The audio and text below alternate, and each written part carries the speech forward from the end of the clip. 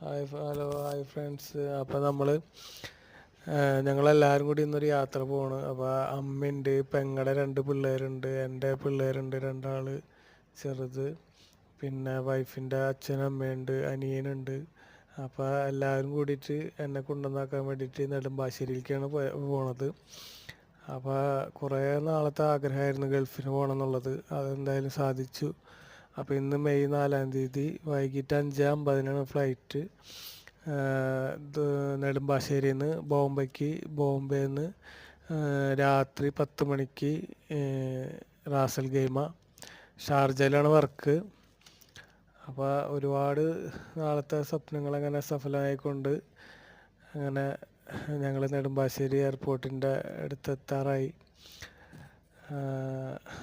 അങ്ങനെ ഒരുപാട് സ്വപ്നം, കുറേ നാളായിട്ട് ഗൾഫിന് പോകാൻ വേണ്ടി ട്രൈ ചെയ്യുന്നു. ഇപ്പോഴാണ് ശരിയായത്. ഒരുപാട് നാളായി ഇങ്ങനെ ഗൾഫിന് പോകാൻ വേണ്ടിയിട്ട് ട്രൈ ചെയ്ത് ശരിയായി. അങ്ങനെ എയർപോർട്ടിലെത്തിയത് പിള്ളേരിങ്ങനെ അവിടുത്തെ ട്രോളിയിൽ ഇങ്ങനെ തള്ളിക്കളിക്കുന്നത്, ഇരിക്കുന്നത് എൻ്റെ മോനാണ് ചെറുത്. മൂത്തത് പെൺകുട്ടിയാണ്, അത് പെങ്ങളെ മോനാണത്.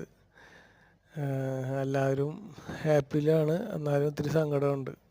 പിന്നെ കുറേ നാളായിട്ട് ട്രൈ ചെയ്ത് കിട്ടിയത് കൊണ്ട് വളരെ സന്തോഷം ഉണ്ട്. രണ്ടാമത്തെ ആൾ തീരെ കൂട്ടാക്കുന്നുണ്ടായില്ല എന്നെ വിടാനായിട്ട്, ഭയങ്കര കരച്ചിലായിരുന്നു. ഇത് മോളാണ്.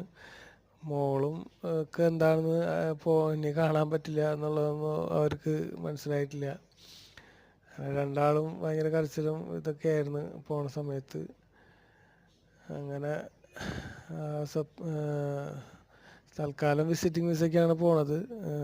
അവിടെ ചെന്നിട്ട് ജോലി ഓൾറെഡി ഉണ്ട്.